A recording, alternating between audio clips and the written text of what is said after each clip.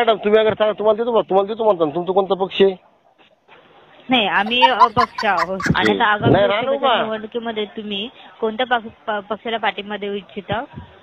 आता मला समजून पक्षच कोणता राहिलाय. कोणी कुंकड बी चालले तर करावं काय? आमचं मतदान फालतू चाललंय ना मॅडम. बरोबर आहे, ते बरोबर. त्याच्या कामासाठी ते जिकडे पैसा भेटला तिकडे चाललेत ते. जिकडे त्याचं झालं तर इथं मग आम्ही कोणाला निवडून द्यावं? आणि शेतकऱ्यासाठी काय समजा आता जी समजा बीजेपी आहे आम्हाला काय कोणत्या सरकारची काय घेऊन देणं नाही. अच्छा. पण आमचं काय आम्ही जेव्हा समजा ह्याला तिथं बसवायला होत जनताच बसवली ना, काही स्वतः जाऊन बसवली. बरोबर, जनताच बसवलं. हा तिनेच बसवली. मग हे समजा आमचं शेतकऱ्याच काय केलं उलट आमचा भाव खाल्ली. उलटे भाव आमची जे 4,000 भावाचा सोयाबीन आहे त्याला खर्च एक बॅग 4,000 ला गेली. जिथं बॅगीचा भाव तुम्ही जा 300-400 रुपयाला आम्ही बॅग घेतो डीएपी 600 रुपयाला तिथं 1300 रुपयाला केली. मग मतदानाचा देवा कोणला?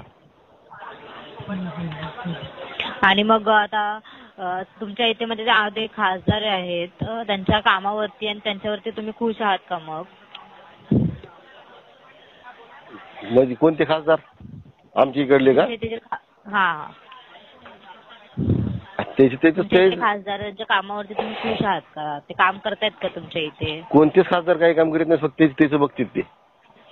अच्छा अच्छा अच्छा. जरा पण तुम्ही खुश नाहीये त्यांच्या कामावरती, म्हणजे ते येतच नाही तुमच्या इकडे? कोणीच येत नाही आमच्या इकडे. अच्छा अच्छा. ते फक्त कवायचे माहितीये का, हे जाऊ इलेक्शन समजा 1-2 6-7 महिने राहीन का, मग ते झोपणार पण नाहीत घरी. हो, त्याच्यामुळे कसं असतं जेव्हा तुम्ही जनतेने निवडून दिलं ना तुझे काम करायला पाहिजे. आणि मग आता मोदीजींच्या कोणत्यावरती तुम्ही समाधानी आहात का? मोदीजीने तरी राखलेली आता ही. आता हे काँग्रेसवर आतापर्यंत विश्वास होता काय करीन म्हणून मोदींना निवडून दिलं. तर काय मोदीने काय केलं? मोदीने त्याच्यापेक्षा खराब केलं. अच्छा अच्छा अच्छा. मग आता निवडून कोणाला द्यावं? बरोबर आहे. तुम्ही मॅडम तुम्ही अगर सांगा तुम्हाला देतो म्हणता ना. तुमचा कोणता पक्ष आहे? नाही, आम्ही नाही राहणार बा. आता काही जनते हे आता जितकी बी आतापर्यंत काय समजे काहीच कामाची राहिली नाही ती. जे मांजर कसे ते पिल्ल्यासारखे घर बदलली तसे घर बदलली जात आहे माझी पिल्ल्यासारखी. बरोबर आहे. हा, हे आता हे यायला घर नाही पण हे घर बदलले. आपण कोणते घर? आपलं एकच घर आहे. गावात हे आपलं घर असते. आमच्या गाव कोणता विकास केला आमच्या गावाचा यांनी काहीच केलं नाही. आणि जे विकास केला ते सरपंच खाते. मग मतदान कोणाला देऊ? मतदान कोणाला देणार नाही ह्या वर्षात. अच्छा. आणि आता आपल्या महाराष्ट्रामध्ये आता मराठा आरक्षण लागू करण्यात आलेलं आहे. मराठा आरक्षण कुठे लागू केलंय? तुम्ही कुठे जा? कुणी दिलंय मराठा आरक्षण? आम्हाला तर गरज नाही. आम्ही मुस्लिम आहेत, आम्हाला आरक्षण करत नाही. आम्हाला दिलं नाही दिलं तरी काय ते भिंतीवर डोकं फोडण्यासारखं आहे आमचं. फक्त जे आमचे मराठा बांधव तुम्हाला आरक्षण मागायला त्याला पण दिलीत नाही. उलट त्याच्या तुम्ही केस करलेत. आम्हाला स्वतः माहिती माझ्या संघाचे 4 पोर फक्त एका मार्काने गेले हो. आता ते रानामध्ये काम करले एका मार्काने गेलेत फक्त ते. आणि कोणतं आरक्षण दिलं त्यांनी? 10% तर पहिले होतच ना, फक्त मुस्लिम आणि हिंदू होतं त्यामध्ये. आरक्षण कुठे भेटलं? अजून आरक्षण भेटलंच नाही ना. अच्छा. मध्ये हा मुद्दा आहे जो मराठा आरक्षणाचा, त्याच्यावरती आता आगामी लोकसभेच्या निवडणुकी येतील त्याच्यावरती खूप परिणाम होईल मोठा. आता तेच नाही, आम्ही मुस्लिम आहेत, आम्हाला काय घेणं नाही ते आरक्षण. पण जे जरंगे पाटील म्हणते त्याला मतदान. आता अच्छा. जरंगे पाटील म्हणले कोणाला मतदान करायचं नाही तर करायचं नाही, तर मतदान पण करणार नाही. बोगस मतदान करणं काही संबंध नाही. कारण अक्षरशः कळायला नाही एवढं हे माणूस एवढं उपाशी मेला जरंगे पाटील. बरोबर. पण आमचा पहिले काँग्रेसला होता, पुन्हा बीजेपीला पाठिंबा द्यायला. पण आता काहीच संबंध नाही. आता फक्त जरंगे पाटील. जरंगे पाटील म्हणते फक्त त्यालाच मतदान. येत नाही अख्खं गाव आमचं 12,000चं गाव आहे. अख्खं गाव आमचं फक्त जे आता जरंगे पाटील म्हणते त्यालाच मतदान आहे. अरे वा. आता काहीच नाही. कारण बघितलं समजे सूत्र बघितले पहिले येडी लोक होते, पण आता समजा कळायले ना आम्हाला काय व्हायला काय. एवढे येडे थोडं काय खेडेमध्ये का? खेडेमध्ये लोक एवढे येडे समजले काय ते? अरे तुमच्या इथे ना आमदार खासदार लक्ष देत मोदीजी? काही नाही आमच्या इथं कोणता आमदार येत नाही, खासदार येत नाही. आम्हाला गाव बंदी केली त्याला कुणीच येईल आमच्या इथं.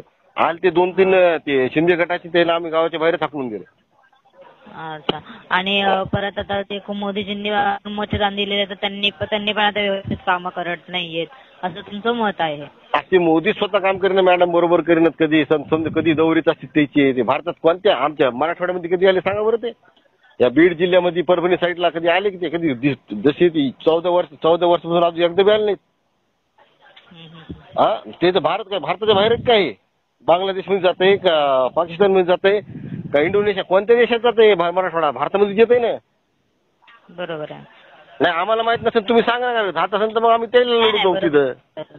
बरोबर बोलताय तुम्ही. पुऱ्या भारताचं राज्य तेच म्हणते. पुन्हा ते का मोदी सरकार? मोदी कोणता? भारत सरकार आहे नाही.